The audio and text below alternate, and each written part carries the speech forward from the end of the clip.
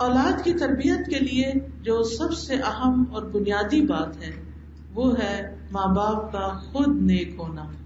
جب تک ہم خود عمل نہیں کریں گے، اللہ تعالیٰ کی عبادت نہیں کریں گے، اللہ تعالیٰ کی اطاعت اور فرمانبرداری کے ساتھ زندگی بسر نہیں کریں گے، اس وقت تک یہ خیال اور یہ خواب محال ہے کہ پھر ہمارے بچے بہت اچھے ہو جائیں گے. ہاں، ہدایت اللہ کے ہاتھ میں، وہ جس کو چاہے عطا کر سکتا ہے، وہ کہیں پر بھی کسی کو بھی جیسا چاہے بنا کے کھڑا کر سکتا ہے. لیکن عمومی قاعدے کی بات یہ ہے کہ اگر ہم چاہتے ہیں کہ ہمارے بچے نیک ہوں تو پھر ہمیں ان سے پہلے اپنی نیکی اور تقوی کی فکر ہونی چاہیے. حضرت عائشہ کہتی ہیں کہ جب سے میں نے ہوش سنبھالا میں نے یہی دیکھا کہ میرے والدین دین اسلام قبول کر چکے ہیں، وَهُمَا يَدِينَانِ الدِّينَ، کہ وہ دین پر قائم ہیں. یعنی بچوں کو دینی ماحول چاہیے ہوتا ہے اور ماں باپ کو اپنے عمل سے اپنے گھر میں یہ ماحول پیدا کرنا ہے. پھر اسی طرح یہ ہے کہ فرائض کی ادائیگی، جیسے گھروں کے اندر فرائض کی ادائیگی کے علاوہ نوافل کی ادائیگی ہر معاملے میں، صرف نماز کے معاملے میں نہیں بلکہ صدقہ خیرات کے معاملے میں اور بھی، یعنی احسان کا رویہ جو ہے اس پر گھر کی بنیاد رکھی جانی چاہیے. اس سلسلے میں کچھ اسکالرز کا کہنا یہ ہے کہ انہوں نے اپنی اولاد کی تربیت کے لیے خود اپنی عبادتوں میں اضافہ کیا. ایک اسکالر کا کہنا ہے کہ جب بھی میں کسی سلجھے ہوئے خوشحال نوجوان کو دیکھتا ہوں تو یقین ہو جاتا ہے کہ ضرور اس کا باپ صالح اور نیک آدمی ہوگا، کیونکہ قرآن مجید میں آتا ہے وَقَانَ أَبُوهُمَا صَالِحًا، کہ ان کا باپ نیک ہے، ان کا باپ نیک تھا. وہ جو سورۃ الکہف میں آتا ہے واقعہ کہ خضر اور موسیٰ علیہ السلام ایک بستی میں داخل ہوئے، وہاں انہوں نے کھانا مانگا تو انہوں نے انکار کر دیا بستی والوں نے کھانا دینے سے. تو اب یہ ہوا کہ انہوں نے دیکھا کہ ایک دیوار گرنے والی ہے، تو خضر علیہ السلام نے اس دیوار کو تعمیر کر دیا. تو موسیٰ علیہ السلام نے کہا کہ اس بستی والوں نے تو آپ کو کھانا نہیں دیا تھا تو آپ نے ان کی دیوار کیوں بنا دی؟ تو کہنے لگے کہ اس دیوار کے نیچے 2 یتیم بچوں کا خزانہ دفن تھا، اگر دیوار گر جاتی تو وہ خزانہ چرا لیا جاتا.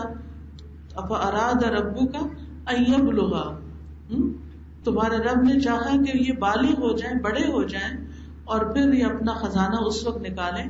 وکان ابوہما صالحا، ان دونوں کا باپ نیک آدمی تھا. تو باپ فوت ہو چکا ہے، یتیم بچے ہیں، چھوٹے ہیں، خود اپنی حفاظت نہیں کر سکتے. اللہ نے ایسا سبب پیدا کر دیا کہ جس سے ان کے مال کی حفاظت ہو سکے.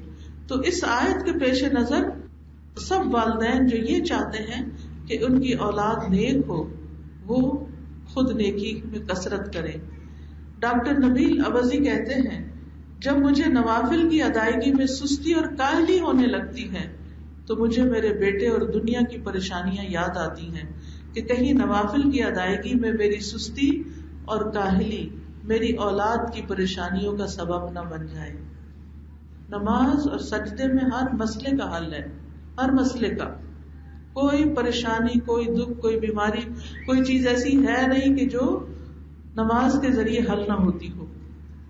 تو انہوں نے بھی اسی بات سے یہ چیز اخذ کی اور وہ کہتے ہیں کہ ڈاکٹر نبیل ہی کہتے ہیں کہ میرا ایک دوست کویت میں ایک حکومتی ادارے میں بہت اچھی ملازمت کر رہا ہے، لیکن اس کے ساتھ ہی وہ چند گھنٹے روزانہ فلاحی کاموں میں لگاتا ہے، یعنی والنٹیئرنگ کرتا ہے. میں نے اس سے کہا کہ تم اپنے کام میں زیادہ دلچسپی لو تو شاید تمہارا اسٹیٹس اور بڑھ جائے، تمہاری جاب اور اچھی ہو جائے. کہنے لگا تم جانتے ہو کہ میں 6 بچوں کا باپ ہوں جن میں سے اکثریت میرے بیٹوں کی ہے اور مجھے ڈر ہے کہ کہیں وہ بے راہ روی کا شکار نہ ہو جائیں. جب سے میں نے کان ابوہما صالحا کی تفسیر پڑھی ہے اپنی زندگی کا ایک حصہ فلاحی کاموں میں لگا دیا ہے اور میں اس کے بہترین اثرات اپنے بیٹوں میں دیکھ رہا ہوں کہ جب میں لوگوں کی مدد بغیر معاوضے کے کرتا ہوں اور خیر کے کام کرتا ہوں تو اس کا اثر مجھے اپنی اولاد میں نظر آ رہا ہے. کیا آپ چاہتے ہیں کہ آپ کی اولاد نیک، صالح اور آپ کی فرما بردار ہو؟ تو پھر اس کے لیے وہ یہ مشورہ دیتے ہیں کہ اپنی اولاد کو نیک بنانے کے لیے اپنی زندگی کا ایک حصہ فلاحی کاموں میں، لوگوں کی ویلفیئر کے کاموں میں لگا دیجیے، کیونکہ ارشاد نبوی صلی اللہ علیہ وسلم ہے کہ اللہ اس بندے کی مدد میں لگا رہتا ہے جب تک بندہ اپنے بھائی کی مدد میں لگا رہتا ہے. یعنی آپ دوسروں کے کام آئیں تو اللہ سبحانہ و تعالیٰ آپ کے کام بنا دے گا. اگر آپ چاہتے ہیں، ہمارے ایک استاد تھے ڈاکٹر نور الحسن، ہی پنجاب یونیورسٹی میں تفسیر کے استاد تھے، تو وہ کہا کرتے تھے کہ میں ان خواتین کو جو آ کے مجھ سے یہ مشورہ کرتی ہیں یا پوچھتی ہیں یا کہتی ہیں دعا کریں یا کوئی ہمیں وظیفہ بتائیں کہ ہمارا بچہ صحیح کھانا کھانے لگے، تو میں ان کو کہتا ہوں کہ تم غریب کے بچے کو کھلانا شروع کرو، تمہارا بچہ خود ہی کھانے لگے گا. کیونکہ ہم ہر چیز اپنے ہی بچوں کے منہ میں ٹھوسنا چاہتے ہیں کہ یہی سب کچھ کھا لیں، کیونکہ ہم چاہتے ہیں کہ سب سے زیادہ ہم اپنے ہی بچوں کو سب کچھ لے دیں، چاہے ہمارے بہن بھائیوں کے بچے جو ہیں وہ غریب ہوں، کمزور ہوں، بیمار ہوں.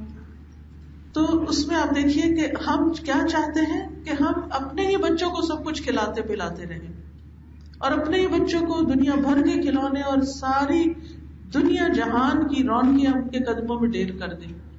اس کے باوجود آپ دیکھیں گے کہ ان کے منہ سیدھے نہیں ہوتے، سیدھے منہ بات کرنا پسند نہیں کرتے، بدتمیزی اور بد اخلاقی برت رہے ہوتے ہیں اپنے ہی ماں باپ کے ساتھ.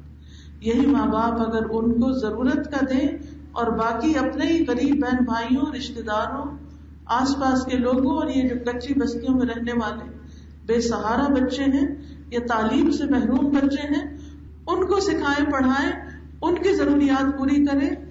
جب میں کسی غریب بچے کو دیکھتی ہوں کہ اس کو دودھ میسر نہیں تو میرا دل کٹ کے رہ جاتا ہے کہ ان کے لیے کیا کریں، کہاں سے ان کے لیے یہ سب کچھ فراہم کریں. اس کی جگہ اپنے بچے کو رکھ کے دیکھیں، اگر یہ ہمارا بچہ ہوتا تو ہم کیا کرتے. قرآن مجید میں بھی آتا ہے نا کہ جب مال کی تقسیم ہو رہی ہو تو جو یتیم بے سہارا بچے جو ہیں وہاں پر موجود ہوں تو انہیں بھی کچھ دے دلا دو. کیوں کہ اگر تمہارے بچے کمزور تم پیچھے چھوڑ جاتے تو تم اپنے بچوں کے بارے میں کیا سوچتے. اسی طرح اگر انسان یہ چاہتا ہے کہ وہ اپنی اولاد کو نیک بنائے، اس کی اولاد اچھی ہو جائے، تو اسے چاہیے کہ خود نیک بن جائے. عبداللہ بن مسعود کے بارے میں یہ بات آتی ہے کہ جب رات میں نوافل ادا کر رہے ہوتے تھے تو سامنے اپنے چھوٹے بچے کو سویا ہوا دیکھ کر کہا کرتے تھے، من اجلک یا بنیا، یہ تیرے روشن مستقبل کے لیے ہے. اور روتے ہوئے یہ آیت پڑھتے تھے، وَكَانَ أَبُوهُمَا صَالِحًا، یعنی ان بچوں کا باپ نیک تھا تو اللہ نے ان بچوں کی حفاظت فرمائی. اگر ہم بھی نیک ہوں گے تو اللہ ہمارے بچوں کی بھی حفاظت فرمائے گا. پھر اسی طرح سعید ابن المسیب کے بارے میں آتا ہے، وہ کہتے ہیں، اے میرے بیٹے، میں تمہاری وجہ سے نماز کو لمبا کرتا ہوں اس امید پر کہ تمہارے بارے میں میری حفاظت کی جائے گی، یعنی تمہارے بارے میں مجھ سے جو سوال کیا جائے گا اس کے بارے میں مجھ سے پکڑ نہ ہو. پھر اس آیت کی تلاوت کرتے، وَكَانَ أَبُوهُمَا صَالِحًا، کہ ان کا باپ نیک آدمی تھا.